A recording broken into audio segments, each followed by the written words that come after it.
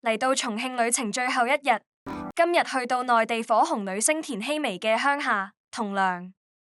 要去銅梁一啲都唔簡單，首先要坐重慶輕軌去到最遠一個站璧山。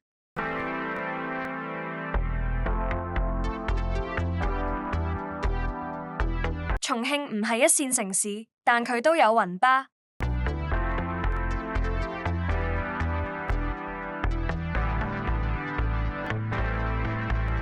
出站之後轉右，直行一段路就可以見到搭去銅梁嘅903號巴士。呢個就係個巴士站。沿途會好多人說服你去坐白牌車，陣起見都係唔好坐。呢架就係903巴士，一程價錢係人仔，車程大約1個鐘。坐巴士重慶通用唔到，微信支付又用唔到，唯有俾現金。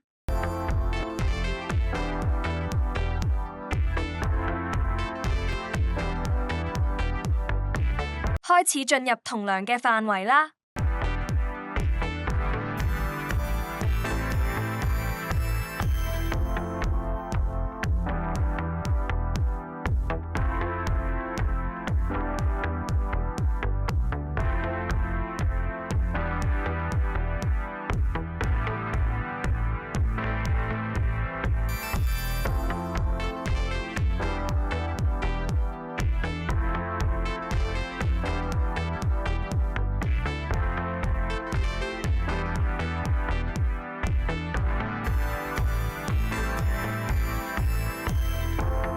正式入城啦！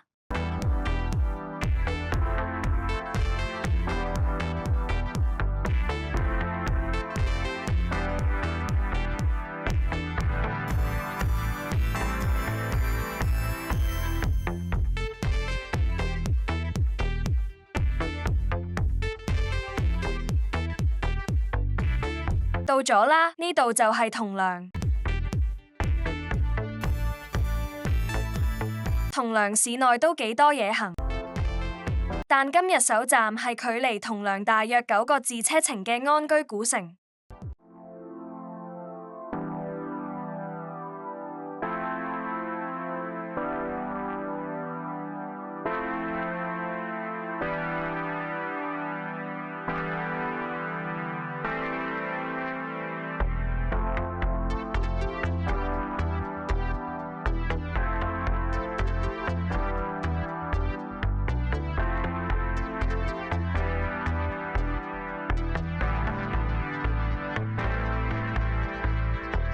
我哋而家嘅目標係要去到銅梁汽車南站，坐去安居嘅302號巴士。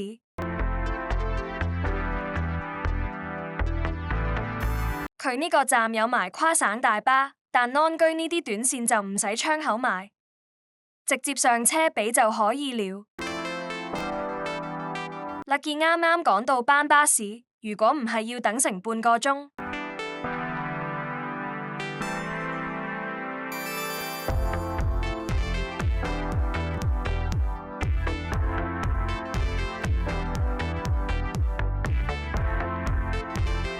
喺車程嘅途中會經過田曦薇嘅母校銅梁中學。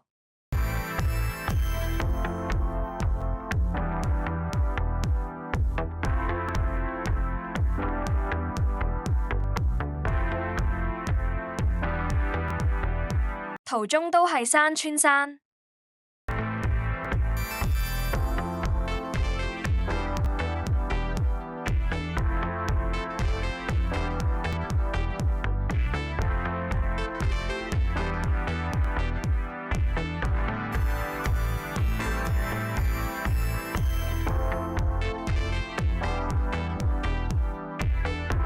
終於見到安居嘅蹤影啦！喺大南門站落車，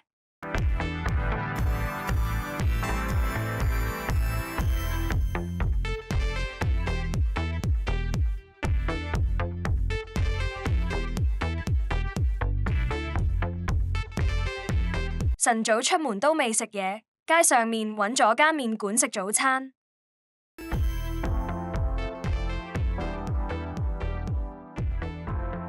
叫咗碗2兩牛小麵，10蚊人仔。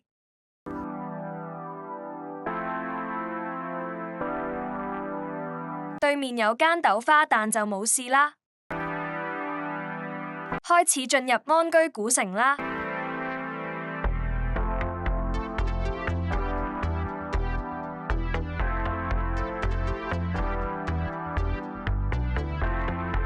呢個係佢遊客服務中心，有需要可以喺中心請個專業導遊陪你導賞。今日時間緊迫就無視到啦。原本想嚟睇非物質文化遺產舞水龍，但早場又遲咗一步，下午場又太晏。安居古城係國家4A 級非物質文化遺產旅遊景點。建縣擁有1500年歷史嘅佢，唔單止係國家歷史文化名鎮，仲係最具魅力文化古鎮同全國特色小鎮之一。過咗城門開始入城，我哋由南門向北進發。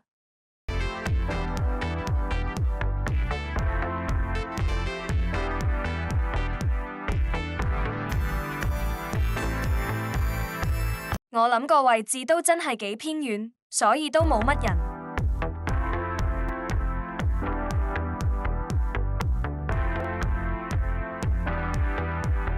入去天後宮參觀下。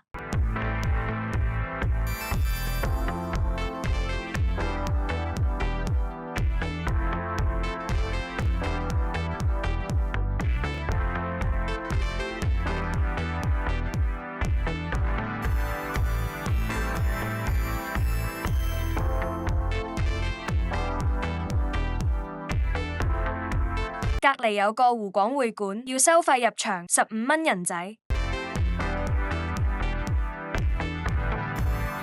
清朝時期商人發展重慶市場，佢哋會喺當地建立一啲會館，而湖廣會館就係由湖南、湖北同廣州人所設立嘅。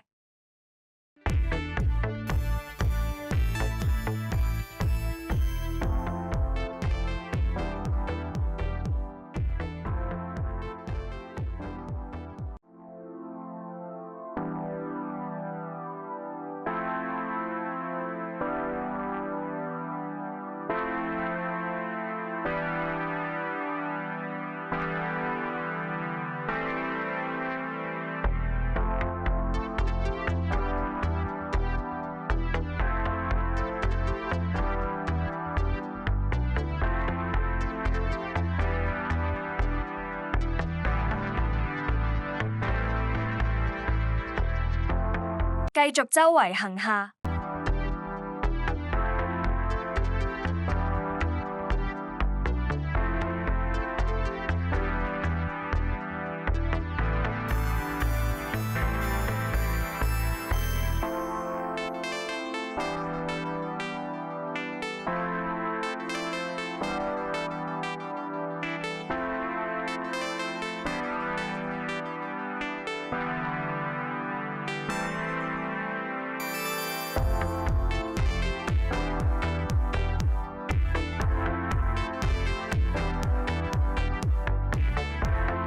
喺古城入面足足有9公18廟，要去晒真係絕對唔簡單。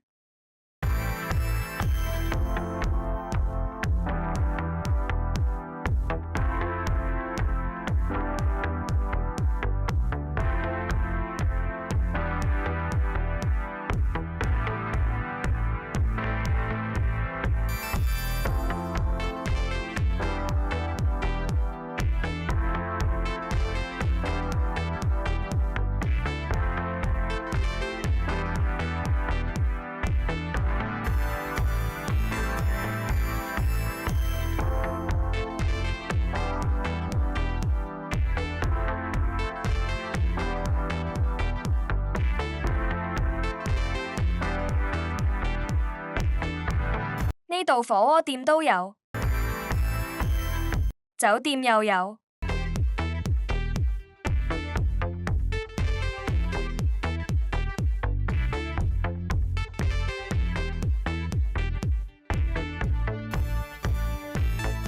終於行到嚟廣場啦，呢度有啲餐廳。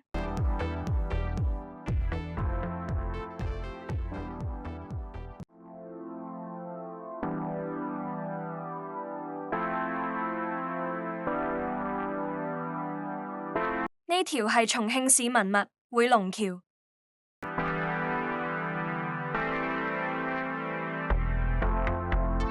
真係有條龍喺度噴水㗎。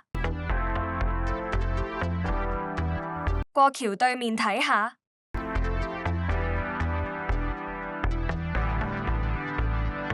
有條糍粑街。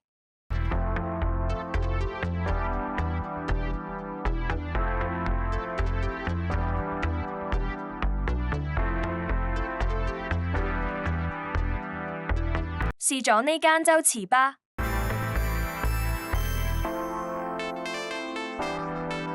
咁樣一碗3蚊人仔。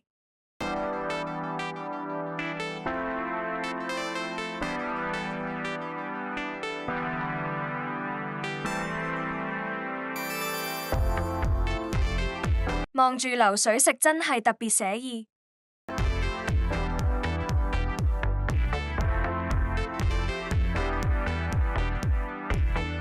繼續周圍行下，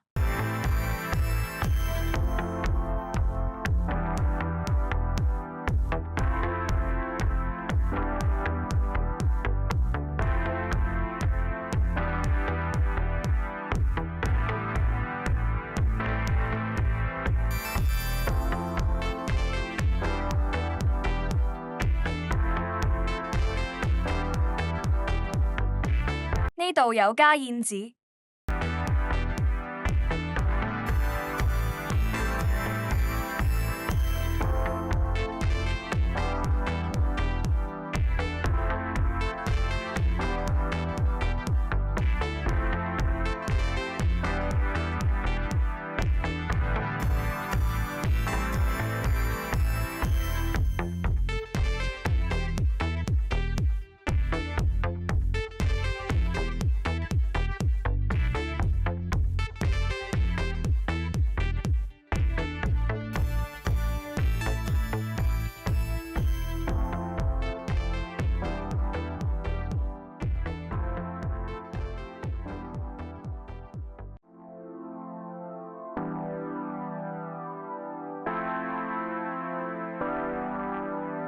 呢度有個劉伯承秘密故居，入面仲有個秘密山窿。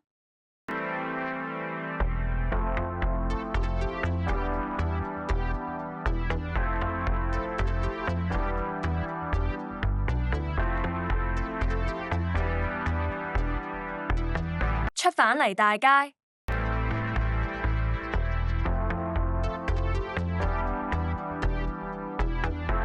去咗呢個觀稅亭，呢度可以睇到一個完美光景，簡直好似進入咗古人啲詩嘅意境咁。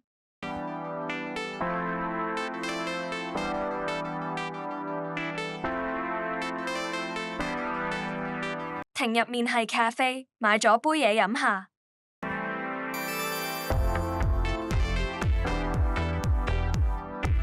凍檸茶12蚊人仔，前面有座高樓，過去望下先。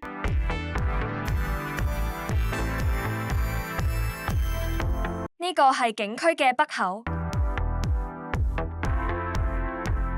下面迎龍門就通去一個搭觀光船嘅碼頭。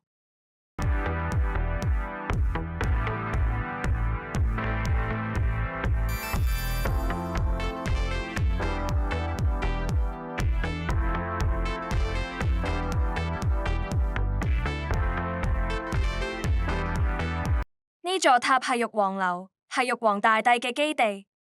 上塔嘅收費係12蚊人仔，咁當然要上去睇下。呢條係烏木橋，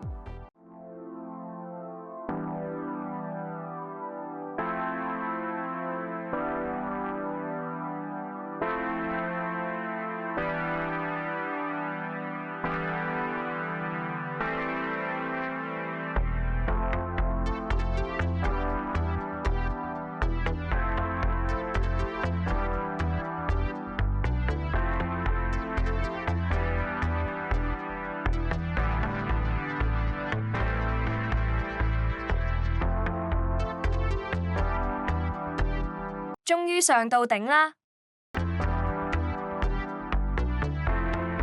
可以飽覽晒成個安居古城嘅全景。過嚟見下玉帝先。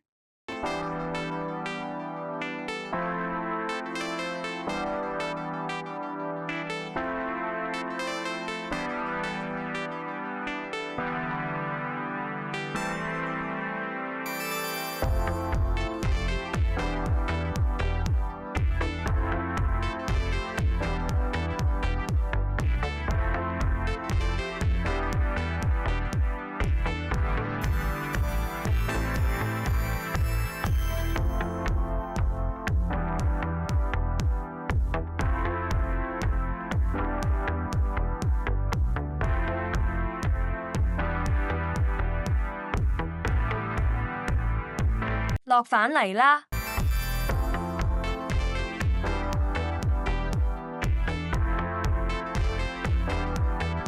反大街去坐巴士，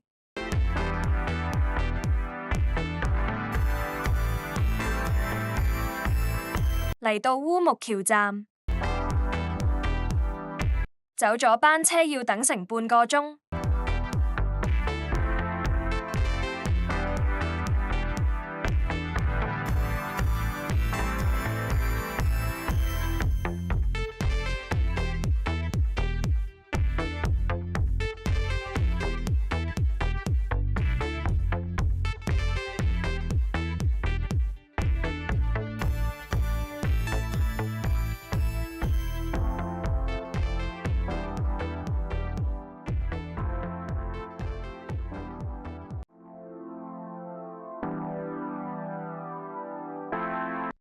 返嚟同良市，周圍行下去感受下田希薇嘅成長環境。呢間係呢度嘅特產嘅老太婆沙抹春，佢係非物質文化遺產菜式。所謂沙抹春即係食雞魚兔，但一叫要成隻叫，食唔晒所以無事。繼續周圍行。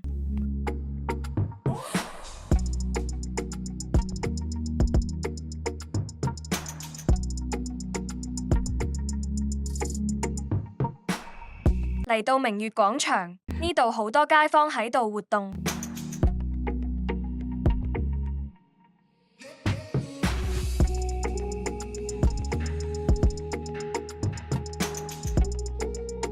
明明係閒日都咁多人。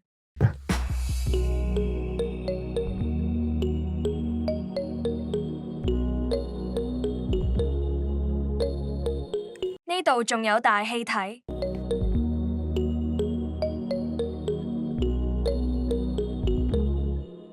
同良另一個特產就係雞腳，喺廣場附近就有兩間名店，24蚊人仔一袋，45蚊一斤，買咗啲返去試下又真係幾好食。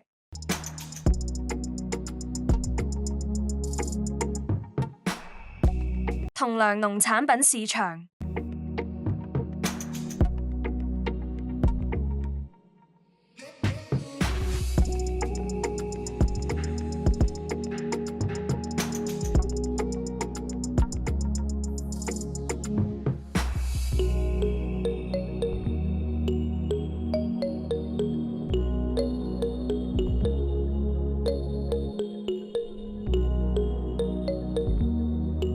時間差唔多，搵個地方食下 tea。見到有間田家廚房，唔知佢同田希薇有冇關係？見佢都係姓田就試試佢。呢度係食住家川渝菜，去到佢落緊場，要等陣佢先開工。首先叫咗呢個高原香菌土雞湯，57.9人仔。原本以為只係一碗，點知係一大煲，真係中晒伏。個湯真係好濃，個雞亦都好有味。之後叫咗呢個網上推介嘅蒜泥白肉麵，27.9人仔一碟。呢碟麵有8片大白肉，中間仲有青瓜相隔，真係好清新。呢球麵真係一個飽肚位，食完都飽晒。白肉大片之餘仲好鮮味。同娘之旅就嚟到呢度，重慶之旅亦都告一段落啦。最後再同大家一齊欣賞下重慶嘅夜景，希望你會 subscribe 我啦，謝謝收看，我們下次見。